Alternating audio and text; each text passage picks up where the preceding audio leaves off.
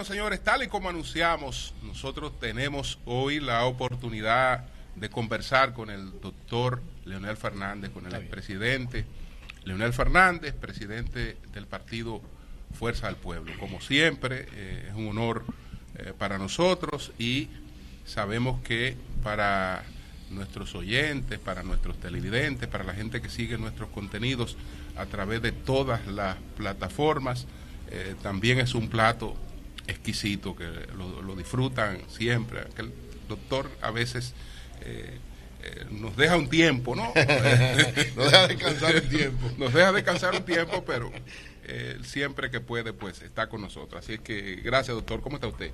Gracias, Julio. Muchas gracias a todos ustedes por esta gentil invitación de acompañarles en esta gira por Nueva York que ustedes hacen anualmente, ¿no? Con motivo de la Asamblea General de Naciones Unidas. Así es. Mire, quiero aprovechar lo siguiente, porque en estos días me plantearon una pregunta y tuve que construir una respuesta rápida.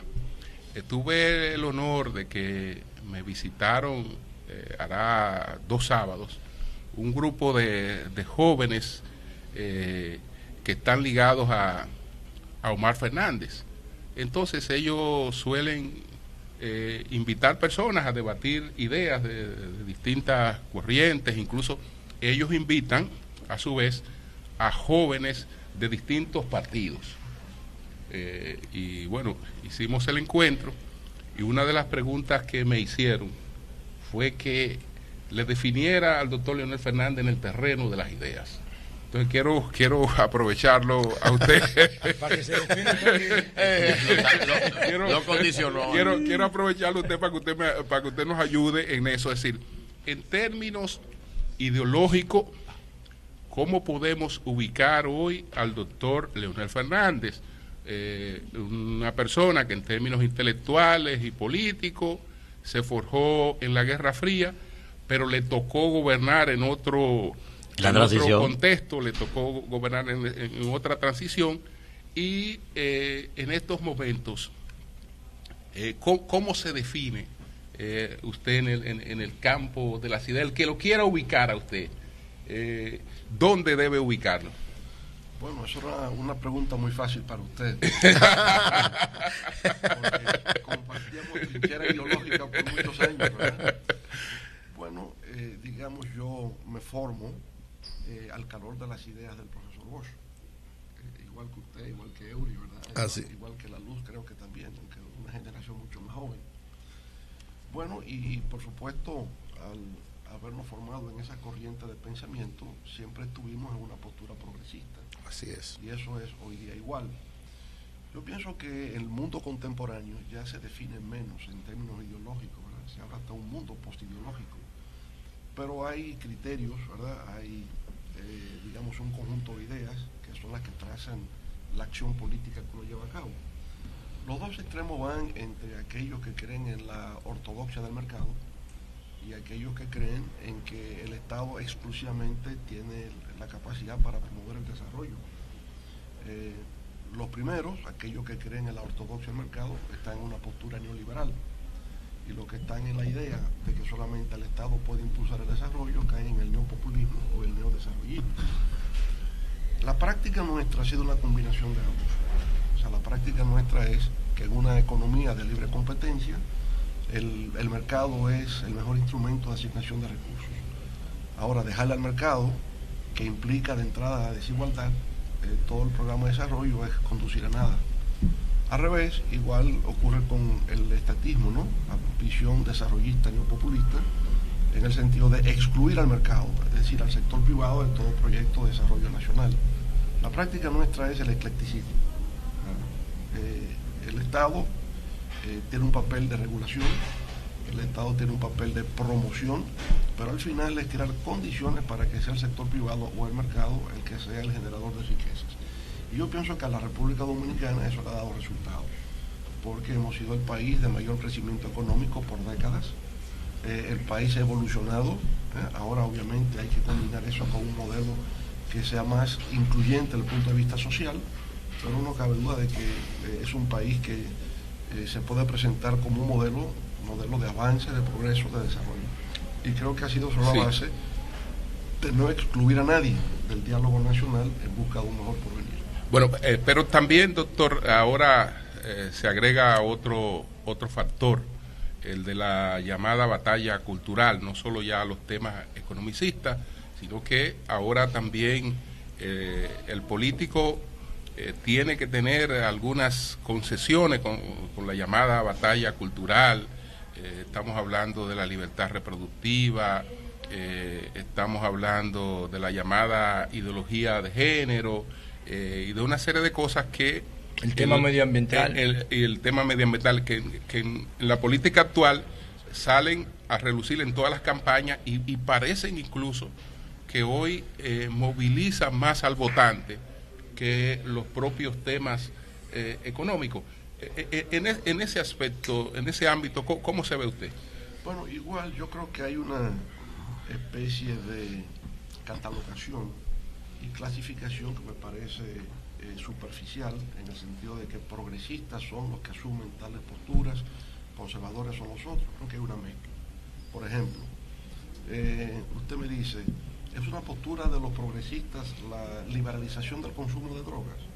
Bueno, yo me siento progresista y sin embargo no creo en eso. Yo sí. ¿Usted cree que, pero quiere decir la luz de que no es algo exclusivamente de sí, los progresistas? Que por eso no se es progresista, claro. Claro. Extremo. Claro. Sí. O el aborto. ¿Los progresistas son los partidarios del aborto? No necesariamente. Hay progresistas que no creen en el aborto. ¿Usted cree en el matrimonio gay? Bueno, dicen que eso es progresista, pero no todos los progresistas están de acuerdo con el matrimonio gay. De manera que creo que eso es muy difuso. Bien. Creo que eso va a encontrar corrientes diversas y usted puede, digamos, asumir una causa y no estar de acuerdo con todo lo que se plantea por ahí, desde el punto de vista cultural. Así Doctor, ¿y no sería interesante un criterio inicial, definir qué es progresismo para uno saber dónde ubicarse? Hay diferentes esquemas que en función de la actitud que uno toma o de las posiciones o del discurso lo ubica. El gráfico de Nolan, por ejemplo. Entonces, ¿no sería bueno partir del hecho de qué es ser progresista y qué es ser conservador para ver cómo ideológicamente uno se puede definir o definir a otro? Yo lo definiría en estos términos, ¿no? Progresismo significa progreso, la idea del progreso. Ir hacia adelante. Y el progreso implica el cambio social. Entonces, todos aquellos que se adhieren al status quo y que se resisten al cambio serían los conservadores. Aquellos que creen en el cambio social permanente, en el avance. Los progresistas. Digamos, entonces, el aborto, ¿cómo lo podemos meter en ese contexto ideológico? O sea, si una mujer tiene derecho reproductivo sobre su cuerpo y sobre su embarazo, ¿es progresista, o si no lo tiene, es conservadora? ¿Cómo se puede ubicar el aborto en esa definición de progreso y conservador que usted acaba de hacer? Bueno, yo diría es enmarcarlo dentro de la noción de derecho a la vida, para empezar, ¿no? Es decir, el derecho a la vida, entonces, ¿a partir de qué momento surge? Exacto. Y del momento en que se establece biológicamente, cuando surge ya, digamos ahí, se es sujeto de la titularidad de un derecho, el derecho a la vida. Por consiguiente, yo diría, el tema del aborto no debe ni plantearse, sino en función del derecho que se tiene a la existencia humana. Ahora, ustedes han visto, el debate a veces ya no viene sobre el derecho al aborto, no, sino el tema de las causales. Las tres causales. Y ya eso es otro tema, ¿verdad? Que nosotros hemos querido marcarlo allá en el ámbito de que tiene que aparecer en un código penal. Lo cierto es que usted hace un estudio de derecho comparado y no encuentra que los códigos tengan cláusulas eximentes por tema de aborto. No existe. Yo creo que hay una figura jurídica que podría servir para los casos extremos, ¿verdad?, donde hay un tema de no viabilidad de la criatura, de que es un riesgo para la madre, que es el tema, ¿verdad?, de fuerza mayor. O sea, hay un concepto genérico en el derecho de fuerza mayor que te genera eximente de responsabilidad. Por tanto, la lucha de que en el código tiene que aparecer unas tres causales, a mí me parece que no, carece de sentido. Los códigos penales no tienen eximente de responsabilidad por ese tipo de causas. Manuel. Doctor, primero agradecerle que esté aquí con nosotros, es un placer tenerlo aquí. Doctor, dos cosas. Primero, hay un proceso de transición que se está dando en el orden geopolítico global que evidentemente ha puesto en evidencia muchas cosas, una debilidad del derecho internacional, otros actores que están incidiendo ya diferentes Estados Unidos, y eso ha generado lo que algunos llaman un orden apolar en el orden internacional. Ayer el presidente Luis Abinader hablaba de desarrollar una serie de incentivos que puedan prevenir los conflictos armados y promover la paz.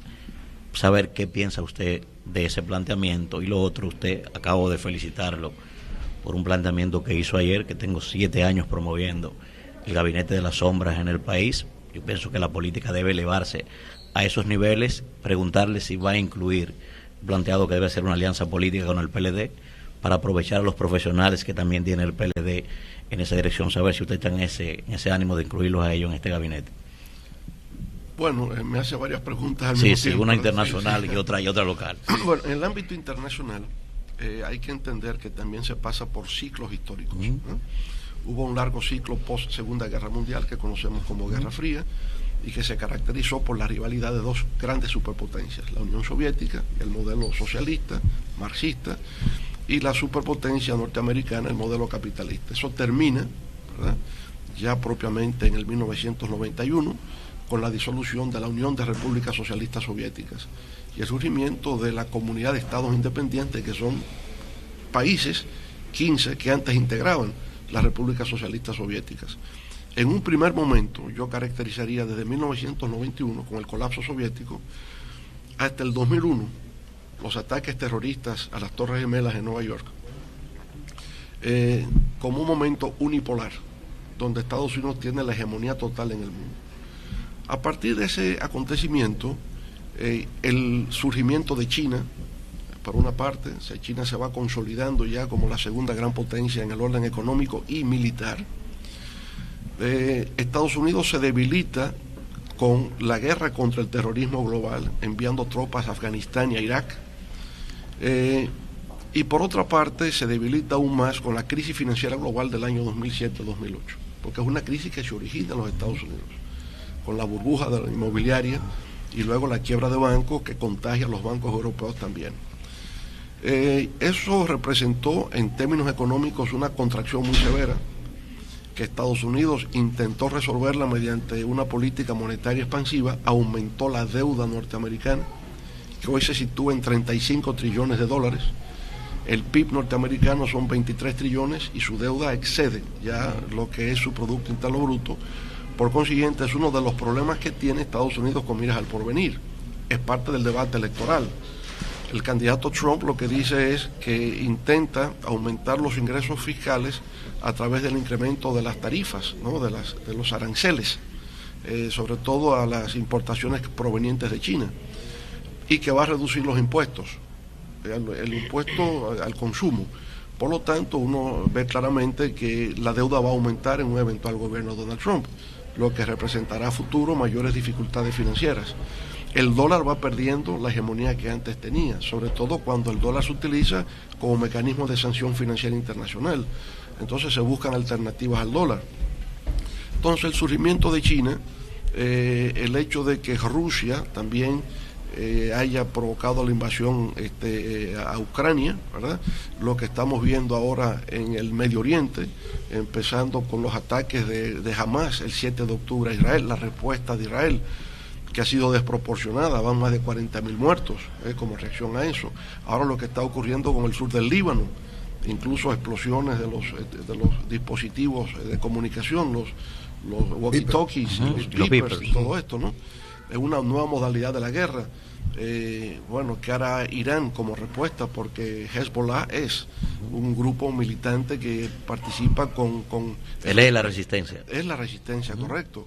Entonces, el temor hoy día, amanecemos hoy día con el cuestionamiento si habrá un escalamiento de la guerra en el Medio Oriente.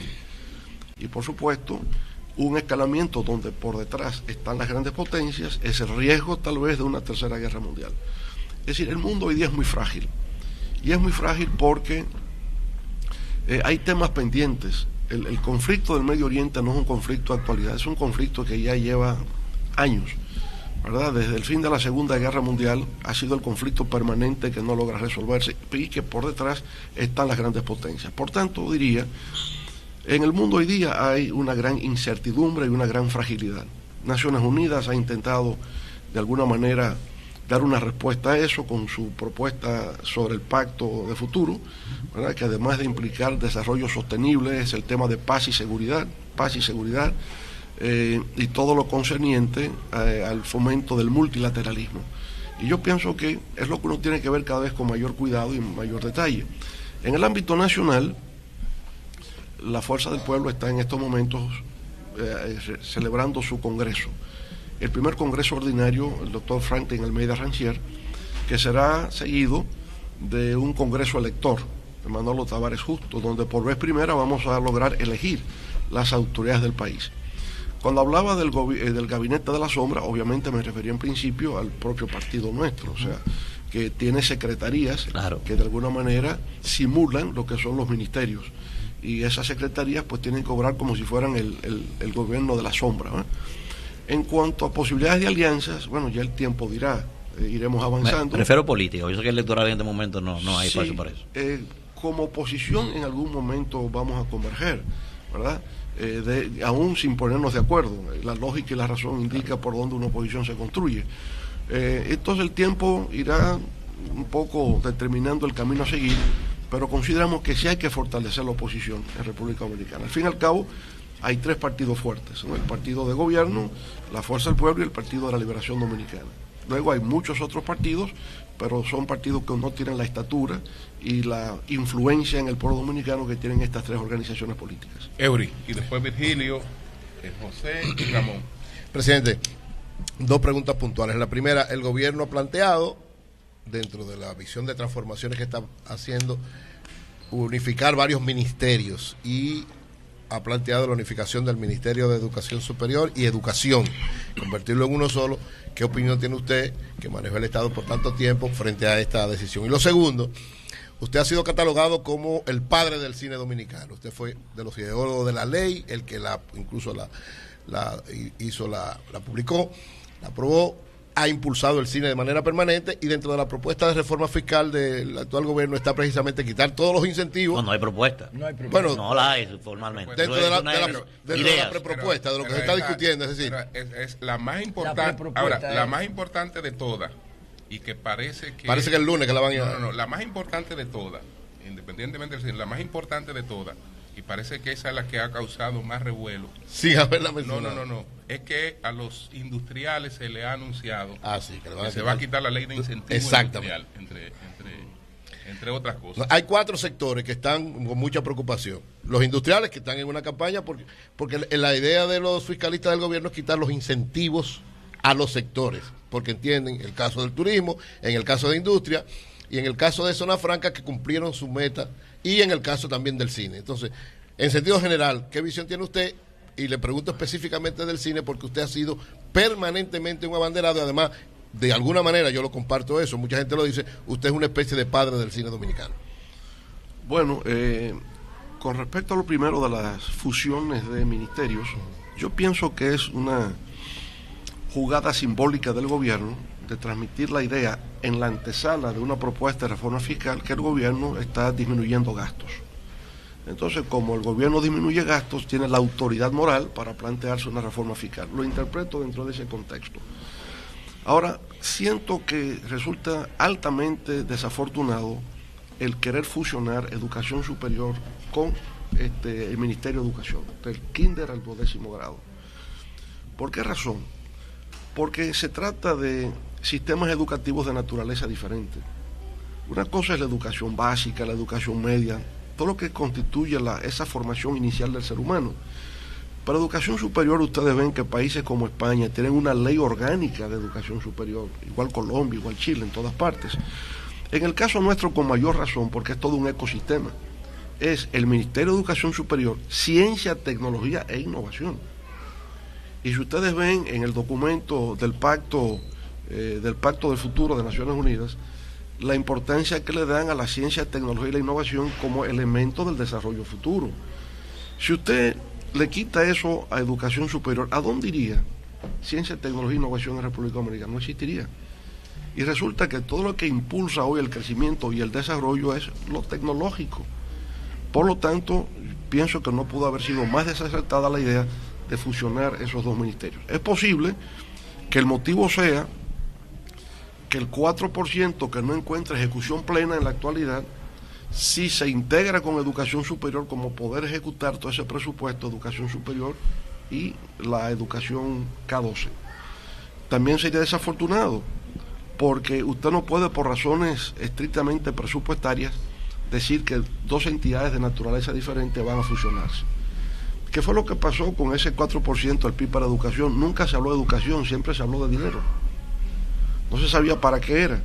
Y por tanto, en una década, del 2013, cuando empieza a aplicarse el 4% del PIB para educación, al 2023, en esa década, ha habido una inversión de 80.000 millones de dólares y no ha habido un solo indicador de calidad que se haya movido.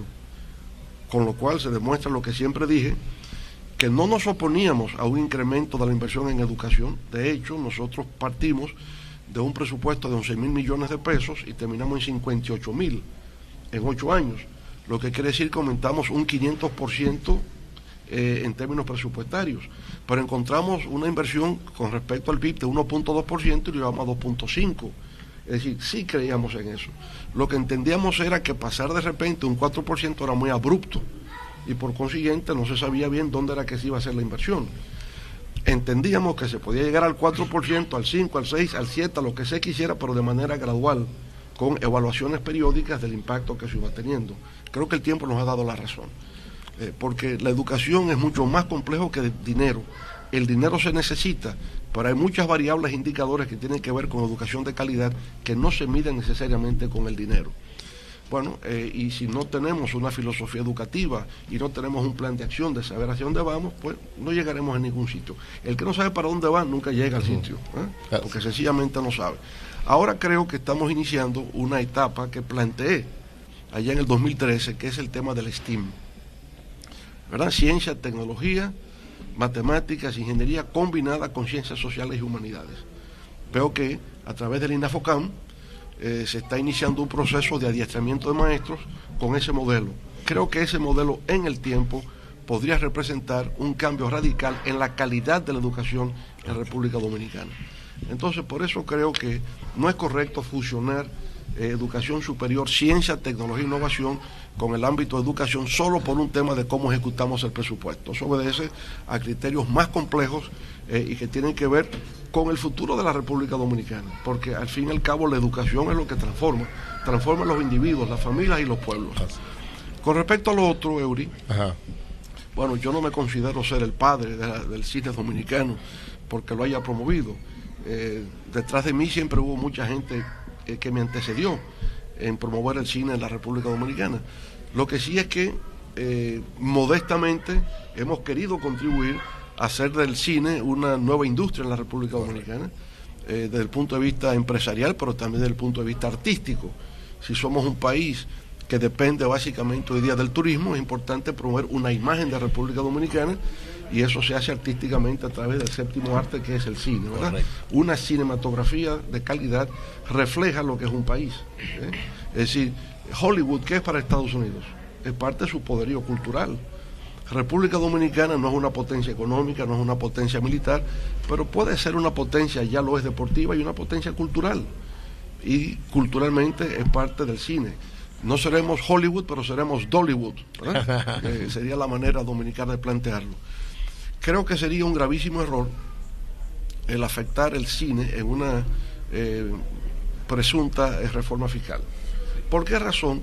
Porque es una industria naciente. Es decir, el cine no afecta a la economía de la República Dominicana.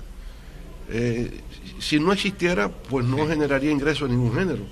Y el hecho de que se pueda acceder a fondos a través de las empresas, ¿verdad?, en el monto establecido en la ley de cine, pues eso tampoco, porque lo genera por otra vía. Ahí me hablaba Alfonso Rodríguez, con quien pude encontrarme ahora recientemente en Miami. Recuerden que Alfonso es el cónsul dominicano en Los Ángeles. Exacto.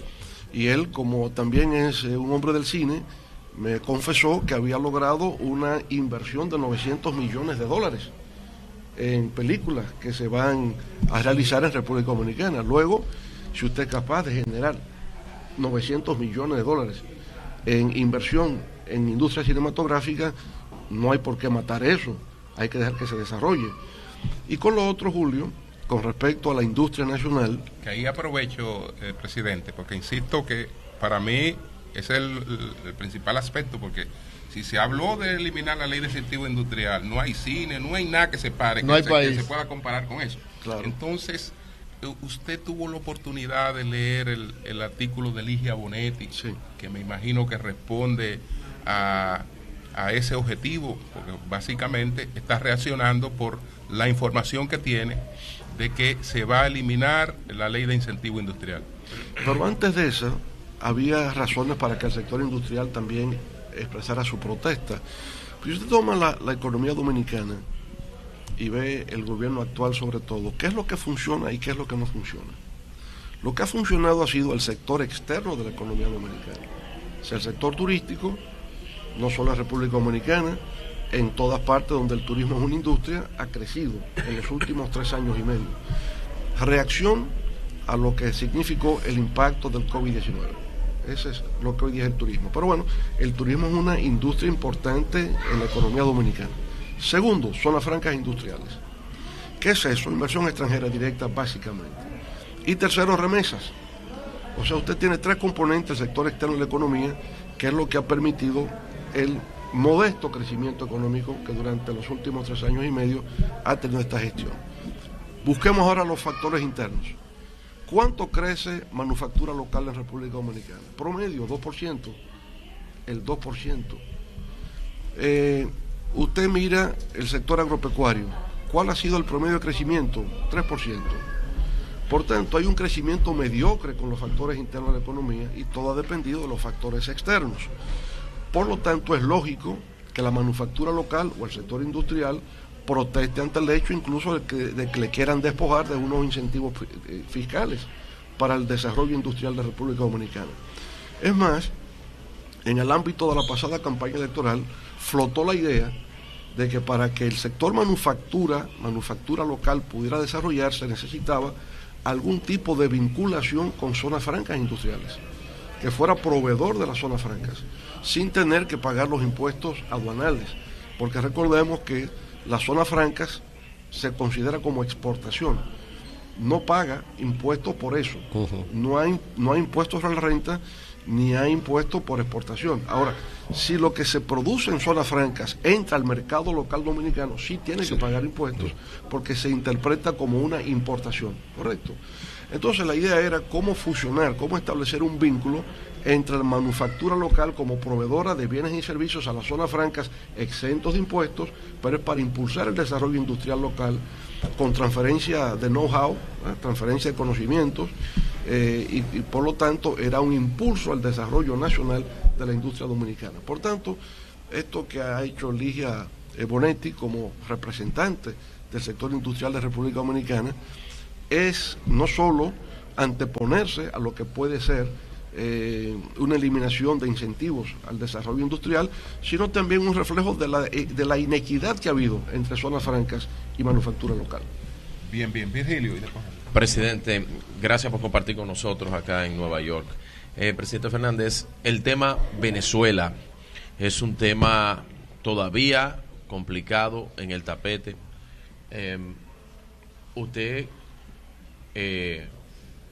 Bueno, entonces ese tema ahora mismo abierto en la situación del mundo. Estamos ante un tema de la ONU.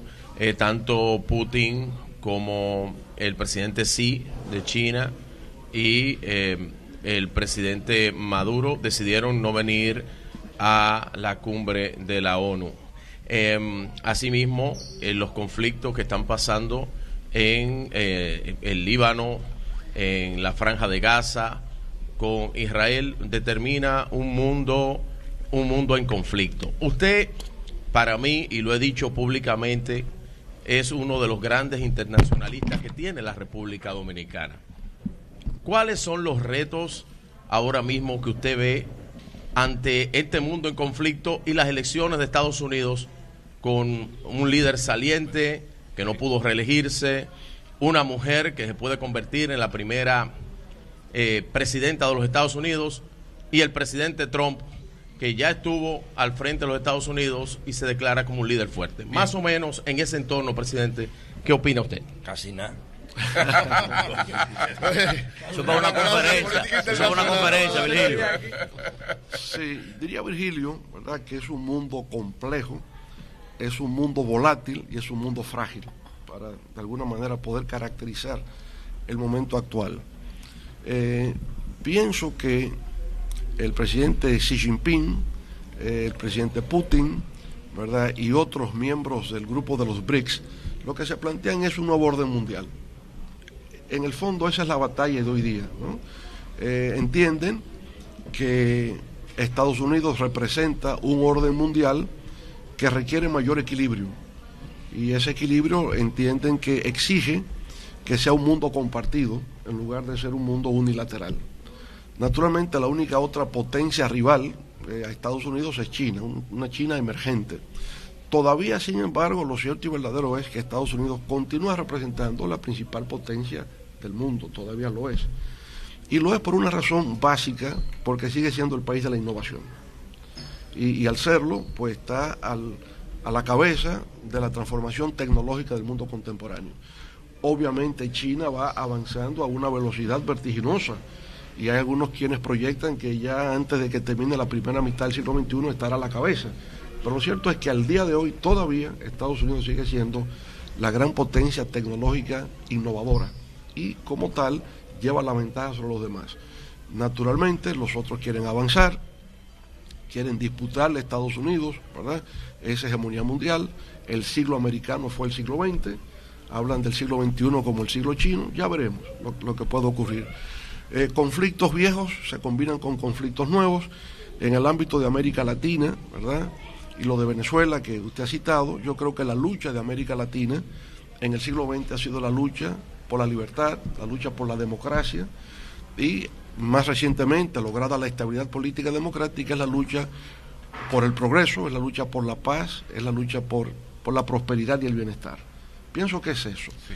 Ahora, también tenemos que reconocer que todavía tenemos democracias frágiles en América Latina. La transición democrática es cuestión de 40 años en el caso nuestro, son 4 décadas. Tenemos altibajos, ¿no? Sí. A veces funciona, a veces no. Nosotros mismos en República Dominicana lo hemos sentido. Y recientemente irregularidades electorales, incluso con participación del propio órgano electoral, que no ha sido enteramente imparcial. Lo hemos tenido generando crisis, ¿verdad? Entonces todavía falta un proceso de maduración institucional democrático en América Latina que se refleja en diversos países, no solamente en el caso de Venezuela, en muchos otros países también de la región hay una cierta inestabilidad. El caso de Haití es el caso crónico de inestabilidad política crónica como consecuencia de un colapso de Estado, pero lo vemos hasta en Ecuador, donde hay una volatilidad política y se desconoce el derecho al asilo político, se asalta una embajada para dejar desprotegido en términos legales a un expresidente, como es el caso de Jorge Glass. Sí. De manera que creo que es en ese contexto, ¿verdad?, donde hoy nos encontramos en el mundo y en el caso específico de la región. ¿Y las elecciones de Estados Unidos, presidente? Con respecto a las elecciones, yo pienso que se trata de unas elecciones atípicas. No creo que en Estados Unidos haya habido un proceso electoral como el que se está viviendo en estos momentos. Primero, un presidente que procura la reelección y que sin embargo es forzado a tener que abandonar la candidatura. Eso nunca se había visto en la historia norteamericana, ¿eh? Y naturalmente eso ocurrió porque ya había como señales de algún tipo de digamos, debilitamiento cognitivo de parte del presidente, algún tipo de enfermedad que ya era manifiesto, ya era inocultable. Y sobre todo se reflejó en el debate que tuvo con el candidato Donald Trump, que fue un desempeño catastrófico para él. Entonces, presiones internas, ya se veía que venía perdiendo apoyo en las encuestas y tuvo que ser reemplazado también por la presencia de una candidata, una mujer. Ya había habido antes Hillary Clinton, pero esta es una mujer que pertenece a los grupos minoritarios, es afrodescendiente de alguna manera, porque de origen jamaiquino y origen asiático, pertenece al grupo minoritario.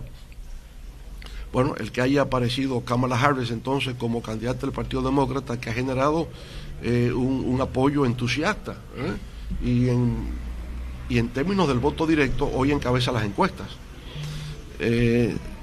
Las elecciones se reducen a 6 estados, los llamados swing states aquí en Estados Unidos, o estados fluctuantes, que son Pensilvania, Michigan, Wisconsin, sí, Nevada, Arizona y Georgia. El cinturón del óxido. Sí. El cinturón del óxido, así es. En algunos casos ya Kamala Harris lleva la delantera. Lo está llevando en Michigan, en Wisconsin, se pelea fuertemente Pensilvania, se pelea Georgia, pero ella está arriba como por un punto. Donald Trump está arriba en Nevada y en Arizona, ¿verdad? De manera que va a ser una campaña bastante cerrada. Como se sabe, en Estados Unidos hay que obtener 270 colegios electorales. Hillary, recuerden, le ganó a Donald Trump por 3 millones de votos. Pero perdió las elecciones. Pero perdió las elecciones porque Trump obtuvo la mayoría de colegios electorales. Por otra parte, el caso de Donald Trump, acosado judicialmente, condenado por 34 imputaciones de acciones criminales. Así es. 2 intentos de asesinato, ¿verdad? O por lo menos uno claramente, el otro se presume, pero ningún candidato presidencial norteamericano había sido objeto de tantas persecuciones judiciales y de intentos de asesinato. Por tanto, yo creo que son unas elecciones únicas, inéditas en la historia norteamericana, y quién sabe si gana incluso alguien que no sea candidato para terminar el Bien, sí, presidente, le voy a hacer varias preguntas, pero son de respuestas fáciles todas. La voz del pueblo, la misma frecuencia, el mismo día, el mismo formato, unas horas antes. ¿La voz del pueblo es un reconocimiento del éxito de la semanal o una estrategia de oposición política de ustedes frente al gobierno? Primero. Segundo, se están cumpliendo 5 años de la formación de la Fuerza del Pueblo, ahora en el 2024, y esta pregunta tiene un carácter histórico y político.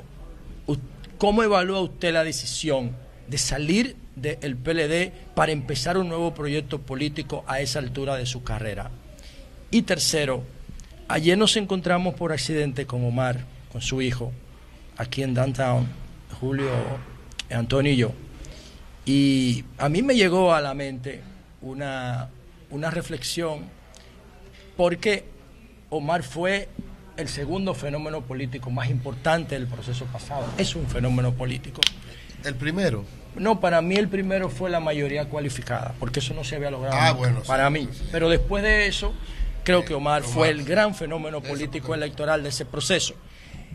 ¿Ha pasado por la mente de usted en alguna manera? Al profesor hay que sacarle su comidita también con ese 30. Un fenómeno también. Bueno, ¿Cómo así? ¿Cómo así? Inclúyelo como fenómeno político también. Pero bueno, creo que lo de Omar nos sorprendió a todos. A todos. ¿Ha pasado por su cabeza en algún momento el tiempo de traspasar la antorcha? Esas son las preguntas. Sí, Okay. las tres puntuales. Sí. Y se quejó de la mía, y esa es más larga. Lo de la voz del pueblo, sí. Exactamente. Bueno, yo diría que la voz del pueblo no es el reconocimiento al éxito de la semanal, sino al propio éxito de la voz del pueblo. Porque en la recta final de la campaña electoral no cabe dudas de que la Fuerza del Pueblo pasó a una ofensiva que le permitió disminuir el impacto negativo que tuvieron los resultados de febrero, porque no cabe duda de que las proyecciones eran mayores. Al no darse hubo un enfriamiento, y con la voz del pueblo obviamente volvió a suscitarse el interés y el entusiasmo por el proyecto político electoral. Yo pienso que en democracia la comunicación es fundamental para hacer política, y un proyecto como La Voz del Pueblo, que pueda transmitirse periódicamente, contribuye justamente a poner de relieve cuáles son las ideas y los proyectos que tenemos desde la oposición, y ponerle el límite al ejercicio del poder, porque de eso es que se trata. En cuanto a la Fuerza del Pueblo como tal, yo le diría, vamos a festejar el 5º aniversario en enero del 25, porque fue propiamente en enero del 2020 que surgió la Fuerza del Pueblo. Por tanto, aún es una criatura de 4 años todavía. Ahora, yo diría un proyecto político altamente exitoso, porque hace 4 años estábamos en el número 18 de la boleta de la Junta Central Electoral. De ahí pasamos a la número 3 y ahora estamos en la número 2 en tan solo 4 años, ¿verdad? El haber obtenido 1.000.000, casi 300.000 votos, para cerca de un 30% en 4 años, yo diría, logramos en 4 años lo que al PLD le tomó 27 años y haber pasado por el poder. Porque como fuerza, digamos, con una base social propia, no votos prestados como ocurrió en el 90, que fueron votos del PRD que se corrieron al PLD, o en el 96, que fueron votos de reformismo que pasaron al PLD. El PLD en el año 2000, aunque no ganamos las elecciones, tenía un 25% propio, una base social propia, que luego a partir del 2004 pasa a 50 y tanto, que era su base ya social, pero lo construye en el tiempo. Le tomó 27 años llegar a tener un 25% como propio. La Fuerza del Pueblo en 4 años tiene casi 30 como propio, de manera que hay una aceleración en el tiempo de lo que representa políticamente la Fuerza del Pueblo. Ahora, pasar la antorcha, yo la pasé en el 2012. Yo pasé la antorcha en el 2012. Yo pasé la antorcha en el año 2000. Yo me caracterizo por pasar la antorcha, la paso constantemente, ¿verdad? Y si estoy al frente del proyecto es porque no me ha quedado de otra. Es decir, he tenido que asumir la responsabilidad de generar un proyecto político que garantice la pluralidad, la democracia en la República Dominicana y sobre todo el restituirle dignidad a la política en la República Dominicana. Sí, vamos, bueno, está Manuel, pero vamos con Ramón. Ramón, adelante. Sí, buenos días, doctor Leonardo. Que no te vi ayer en la semanal. Yo explico ahorita, no hay problema. Adelante. Doctor, mucho gusto. Mucho gusto, Ramón. Un placer saludarle de nuevo. Igualmente, igualmente. Mis salutaciones extensivas para don Antonio Espinal y el elenco, Antonio Espaillat, escúcheme, don Antonio, y el elenco de este programa. Doctor Fernández, 2 en 1. Usted, durante el desarrollo del Congreso Franklin Almeida aquí en la ciudad de Yonkers este fin de semana, usted hizo 2 planteamientos que quisiéramos que usted los desarrollara, aunque sea brevemente, para más conocimiento de la población dominicana. Primero, usted dijo que va a trabajar para pasar el partido Fuerza del Pueblo de análogo a digital. Y también que en un gobierno suyo usted convertiría no un Nueva York chiquito, sino un Nueva York mediano a la República Dominicana. Sí. ¿Podría darnos una breve explicación de ambas cosas? Sí, y además tomo del tintero que dejamos en la pregunta anterior de José de la Luz, el fenómeno de Omar. Sí.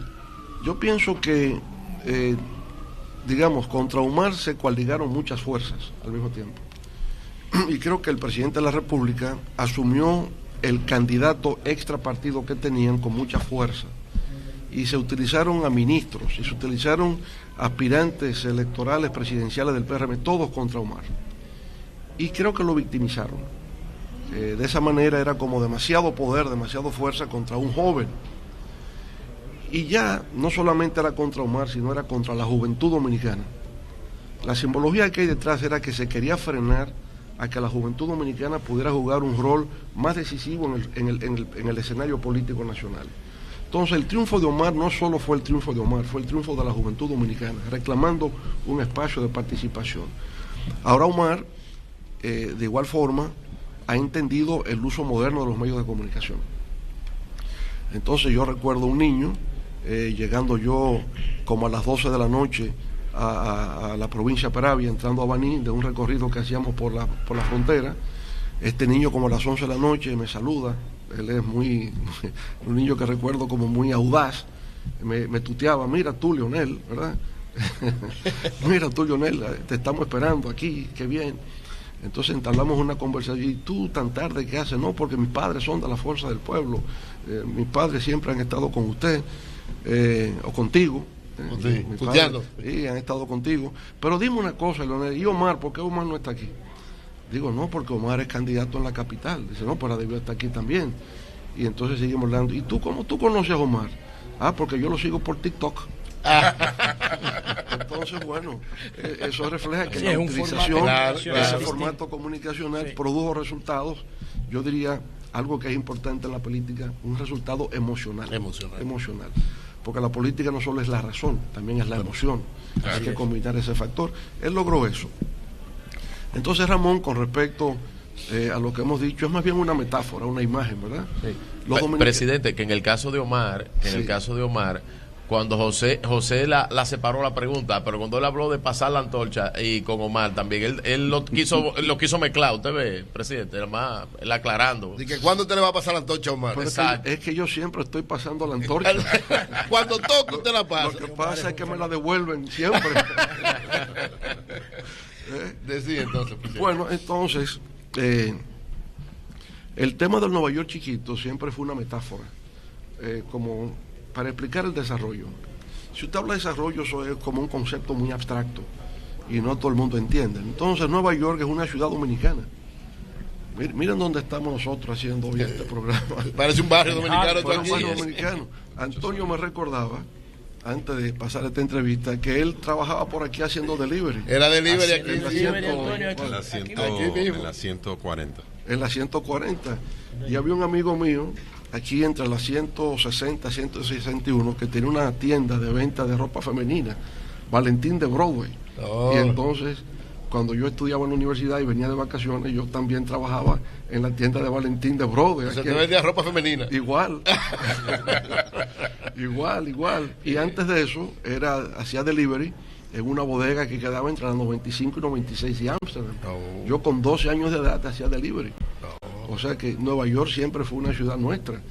Y es hoy una extensión de República Dominicana, ¿verdad? Entonces, bueno, el concepto de desarrollo se ve en Nueva York. El Nueva York chiquito.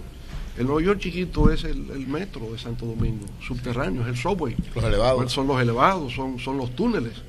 Da una dimensión del progreso y el desarrollo. Entonces digo, bueno, ya logramos el Nueva York chiquito, ahora hay que seguirlo expandiendo. Un Nueva York mediano. ¿Cómo sería el Nueva York mediano? Sería un Nueva York que incluya a todos los sectores sociales a ser parte del desarrollo. Porque, insisto, la debilidad del modelo nuestro de desarrollo es que todavía no ha sido socialmente incluyente. Es excluyente. Hay sectores que han quedado excluidos del progreso y la prosperidad. Y por tanto, el próximo paso es lograr ese modelo. ¿Y cómo se va a lograr? Pasando de un sistema de trabajo intensivo a uno de capital intensivo con uso tecnológico para mejorar la productividad.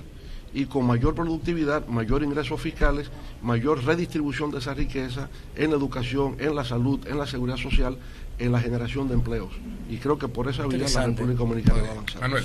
Presidente. Perdón, ¿y el partido análogo al digital, doctor? Ahí vamos a lo mismo. Yo pienso que todavía los partidos resultan ser muy elementales, son muy artesanales, para decir la palabra más apropiada. Entonces, siendo muy artesanales, los métodos de trabajo son anticuados. Mire, yo leía el New York Times del jueves, un artículo que aparece de la campaña electoral, de la estrategia de comunicación entre el equipo de Kamala Harris y el equipo de Donald Trump. Ajá. Y cómo Kamala Harris le estaba ganando la batalla digital. Más presencia en Instagram, más presencia en Facebook, más presencia en TikTok. Más presencia en YouTube. Tiene un estratega digital que dirige esa campaña. Trump no tiene hoy día estrategia digital. Entonces, en la medida en que se ha ido comprendiendo que en lugar de lucha de clases, hoy tenemos lucha de frases. Sí. Sí, hoy son luchas de frases las que tenemos, una batalla por dominar el espectro, el espectro comunicacional. Entonces, nuestro partido necesita tener una estrategia digital, convertirse en un partido digital, al mismo tiempo que un partido territorial. Es una combinación de ambos factores. Y que en la medida en que nosotros logremos eso como partido, pues nos fortalecemos como opción de poder. En conclusión, doctor, habrá muchos cambios en el partido con el Congreso de Franklin Almeida. Sin duda alguna, profesionalización y modernización del partido para ser más eficaces en el trabajo político. Presidente, sí. Ningún otro líder en la República Dominicana genera mayores pasiones en favor y en contra que usted. Y eso es natural que sea así, porque usted ha sido un promotor de las ideas, y la idea es lo que genera debate. Sin embargo, siendo usted el promotor de esas ideas y un hombre de concertación históricamente, todavía al día de hoy no sabemos por qué usted no quiso ir o por qué no participó en el diálogo que el presidente Abinader le propuso después de las elecciones? Dijeron que usted estaba enfermo, yo qué, pero eso se manejó y no se dio. Primero, ¿por qué usted no se sentó con el presidente a buscar estas soluciones que usted señala? Y segundo, presidente, usted ha sido reiterativo en señalar el crecimiento económico de la República Dominicana, que es axiomático. De ese crecimiento, evidentemente, que hay que combinar los 12 años suyos con los 8 de Danilo. El PLD ha sido fundamental en el crecimiento de la República Dominicana. Pero cuando uno analiza de manera paciente y profunda, y uno analiza el tema de la seguridad, el tema de la salud, el tema educativo, el tema de la frontera, no hay un solo problema resuelto en República Dominicana, estructuralmente hablando. ¿Qué nos ha faltado a nosotros? Si el PLD tuvo todo el poder del mundo y todavía al día de hoy, en términos reales, no hay un solo problema resuelto. Sí, vamos por lo primero. Ciertamente cuando el presidente y yo nos comunicamos, primero yo lo llamé para felicitarles, aunque tengo reparos a la forma en que se hizo esa campaña electoral. Pero aún así, para fortalecer la democracia, hicimos el reconocimiento de su triunfo electoral. 3 días después, el presidente me llama para invitarme a ese encuentro. Ciertamente tenía gripe. El presidente iba para Roma. Si yo contagiaba al presidente con mi gripe y él contagiaba al Papa, yo iba a tener toda la problema global. Leonel contagió al Papa con su gripe. Entonces tenía que cuidarme de esa, ¿verdad? Bueno, pero en el partido no se estuvo de acuerdo en que tuviera ese encuentro. Usted es el líder de ese partido, ¿cuál es? Sí, pero quiero decir, la reacción de muchos en el partido era que no. Y entendía lo siguiente: yo pienso que el timing del presidente no fue el más adecuado. Okay. O sea, usted acaba de ganar, nosotros no ganamos, hay un sentimiento herido, claro. La gente participa para ganar. Si usted 3 días después de su triunfo me llama para conversar para su proyecto, no era lo más idóneo, ¿verdad? Ahora, yo nunca me he negado a participar en diálogos, siempre lo he hecho y he sido promotor del diálogo siempre. Yo pienso que en el caso del presidente, mi gripe combinada con el hecho de que el timing no era el más apropiado, habría que darle tiempo a que las cosas fluyeran y que la gente superara su estado de ánimo. Trabajaron para ganar, no lo hicieron. Al fin y al cabo usted se adhiere a la agenda oficial, ¿verdad? Ahí es que está. Con lo otro, del crecimiento económico, en los años del PLD, yo diría, nunca se resuelven problemas estructurales, nunca, en ningún lugar del mundo. O sea, los problemas nunca quedan resueltos para siempre, porque la vida es dinámica, la política es dinámica. Si usted toma... Pero es grave lo que tenemos en el país, presidente, todavía el día de hoy. Eso es grave. Sí, pero la República Dominicana de hoy es una República Dominicana superior a lo que teníamos 30 años. Por mucho. Entonces, el éxito o el fracaso se miden si al término de un mandato la situación es mejor o peor que cuando la inició. Así es como se mide un gobierno. Es un gobierno que tiene que ver luces y sombras, activo y pasivo. ¿Qué pesa más? Luces o sombras, ¿qué pesa más? Activo que pasivo, ahí usted puede medir exactamente el impacto que un gobierno ha tenido. Usted coge el sector eléctrico. Bueno, los apagones no se han resuelto, pero la capacidad de generación de energía es mucho mayor que 30 años atrás. Usted hablaba del tema educativo, usted mismo dijo, después de esa inversión un solo indicador no ha mejorado. Es un fracaso total. Ese es un fracaso, ese sí ha sido un fracaso, porque al término del mandato, peor que como estaba, o igual que como estaba, no se ha resuelto. Ahora usted tiene metas. En mi época, ¿cuál era el tema? Cobertura universal. Y logramos la cobertura universal. Entonces, no hay ningún niño que se quede fuera del sistema educativo nacional por falta de aula. Lo logramos. O sea, esa meta del acceso se logró. Ahora, no basta acceso. Ahora necesitamos calidad. Calidad todavía no se ha logrado. Ese es un tema pendiente. No se ha logrado. Entonces, desde ese punto de vista, los gobiernos que han venido después de haberse logrado el acceso universal, pues no han logrado tener éxito en el ámbito educativo nacional. Esa es la verdad. Ahora, cambio estructural ni en Estados Unidos ni en ninguna parte. Hay avances, hay progresos o hay retrocesos. Yo he criticado, por ejemplo, los números que presenta el gobierno sobre crecimiento económico. Creo que manipula. ¿Por qué manipula? Porque si usted tiene en el año 2020 una contracción de menos 6.7% del PIB, resultado del COVID, y el año 2021 usted dice que crece 12.3%, no es un crecimiento orgánico, siempre lo he dicho. Es un crecimiento que se ha medido en función de la contracción del 20. Si lo mide en función del crecimiento del 2019, el año prepandemia, ese es el crecimiento orgánico que le da 4.3. ¿Está mal 4.3? No, está bien. 4.3 saliendo de una pandemia me parece magnífico, pero no exageremos. No vayamos al Foro Económico Mundial a Davos y decir que la República Dominicana es el país que más creció en el mundo con 12.3%. Y ese es el mismo Pablo Picasso suyo, presidente. ¿Ese es? El mismo Pablo Picasso suyo. ¿Qué pasó ahí, presidente? Pero en mi caso nunca hubo pandemia de la cual medir contracción económica. Okay. Entonces no había por qué manipular datos. Siempre era un crecimiento orgánico. Siempre es así, ¿verdad? Entonces, ahí es que veo. Por tanto, usted decir que hemos tenido un crecimiento en 4 años 6.2, eso es falso. Eso es una manipulación estadística. Eso nunca ha sido así. El crecimiento real es 3.9, que en tiempos de crisis no está mal, pero no me diga que es 6.2, porque va a perder credibilidad.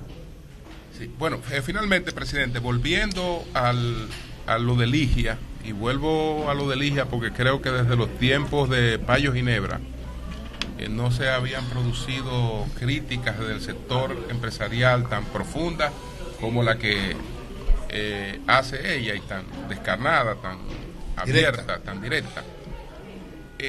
Entonces eso hace pensar, bueno, si esto ocurre con el sector empresarial, que siempre es más moderado, conservador, etcétera, pudiéramos estar ante un panorama futuro de cierta descomposición.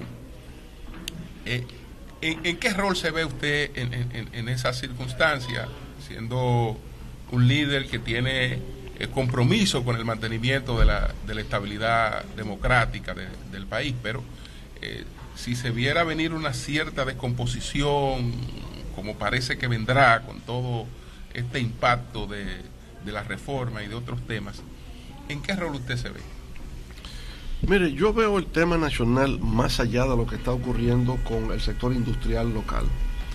Yo siento que en la República Dominicana en estos momentos hay un malestar social.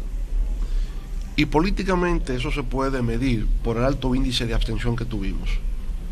Usted toma una provincia como Santiago, donde la abstención fue un 49%. ¿49? Sí, y donde el gobierno, ¿verdad?, ha hecho de Santiago un bastión. Y a pesar de eso, el nivel de abstención de Santiago fue altísimo. Pero usted lo toma también en los principales centros de votación, Santo Domingo Norte, Santo Domingo Este. El nivel de abstención fue muy alto. Claro, hubo un cierto nivel de abstención inducida, pero también abstención espontánea, ¿verdad? Y cuando usted ve que en unas elecciones presidenciales tenemos un nivel de abstención que ronda el 48-49%, cuando normalmente el nivel de participación es de un 70%, algún malestar hay en la población dominicana que no se siente representado por ninguno de los partidos políticos. Porque tampoco podemos decir pues por la Fuerza del Pueblo, por el PLD, por ninguno de los partidos políticos. Eso obliga no solamente a la Fuerza del Pueblo, sino a todo el espectro político nacional a reconsiderar su rol con respecto a la sociedad dominicana, porque hay en estos momentos una reacción adversa por parte del pueblo. Estamos perdiendo credibilidad, estamos perdiendo confianza. Hay una crisis de confianza en la política dominicana en estos tiempos, a pesar de que un partido ha obtenido mayoría absoluta, pero es una mayoría absoluta que tiene relatividad dentro del marco de la mitad que vota, ¿eh? Entonces es una legitimidad también, yo diría, limitada, la que tenemos en República Dominicana. Entonces, por eso veo que hay que replantearse no solamente el rol mío como presidente de la Fuerza del Pueblo, sino replantearse la participación política en general, porque el pueblo no está sintiendo en estos momentos que el liderazgo político le está representando en sus aspiraciones, en sus necesidades y en sus deseos de mejor futuro. Bueno. ¿Cuál es su agenda, presidente, aquí en Nueva York? ¿Cuál ha sido su agenda?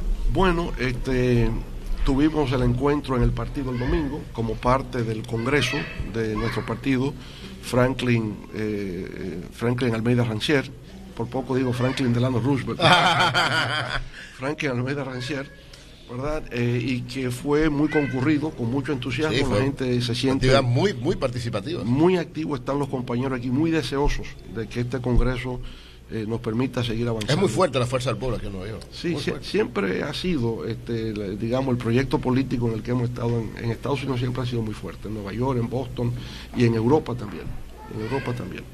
Bueno, entonces tuvimos ayer el torneo de golf, que ya eso es propiamente de recaudación de fondos para la fundación. Ya tenemos 21 años haciendo ese encuentro, lo recordamos ayer. En cada uno de ellos ha sacado la bola el inmortal Juan Marichal, el inmortal del deporte dominicano. Y ayer yo decía que qué bien, hemos hecho durante 21 años. La meta nuestra no es 22 ni 23, es llegar a 27, para que coincida con el número 27 de Juan Marichal en su uniforme, el número 27. Cuando lleguemos a 27, bueno, alcanzamos a Juan Marichal. Esa sería la idea. Bueno, y entonces estamos también haciendo los preparativos para el foro que tendremos. Normalmente lo hacemos en la misma semana que hacemos el torneo de golf. El foro de América Latina y el Caribe en la escena global, que esta vez lo vamos a hacer, y ya a partir de ahora siempre con la Universidad de Columbia, cercano aquí, Columbia University, con la Escuela de Relaciones Internacionales y Asuntos Públicos, CIPA, por las siglas en inglés. Serán 4 paneles, empezando por los temas globales. ¿Quiénes participarán? El keynote speaker, como dicen aquí, o sea, el orador invitado es Jeffrey Sachs. Jeffrey Sachs. Para empezar. Sí. Entonces Jeffrey Sachs dará un panorama de la economía global. Luego lo estará el actual director ejecutivo de la CEPAL sobre temas regionales de América Latina. Ese es un primer panel, un representante de COSOC, el Consejo Económico y Social de Naciones Unidas. Un segundo panel va a ser entonces sobre política latinoamericana. El tercero sobre las elecciones en Estados Unidos. Ese panel va a ser impacto de política exterior de Estados Unidos para América Latina, si es Trump, si es Kamala Harris, qué podemos esperar en América Latina de un gobierno demócrata o republicano. Y luego un cuarto panel sobre democracia, elecciones y tecnología, para ver el tema de inteligencia artificial, robótica, elecciones, con varios expertos de Estados Unidos y de Europa. O sea, serán 4 paneles y será el día 3 de octubre, pero con una recepción previa el día 2 de octubre, donde generalmente vienen académicos, políticos, tanto de Estados Unidos como de América Latina, y que no podrían participar en el foro, pero vienen a darle apoyo a este evento anual que hacemos, ¿no?, aquí en Nueva York. Entonces llegamos a ese acuerdo con la Escuela de Estudios de América Latina de Columbia University, con la Escuela de Estudios Internacionales y Públicos y Administración Pública, CIPA, también de Columbia University, y hay varios otros que participan también. Global Americans, que es un think tank que está en Washington, ellos se incorporan a ser parte de este foro, de manera que con eso concluiríamos nuestra agenda anual que hacemos en Nueva York. Bueno,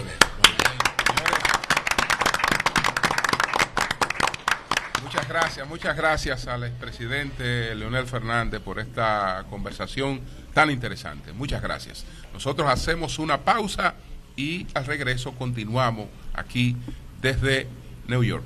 Cambio y fuera.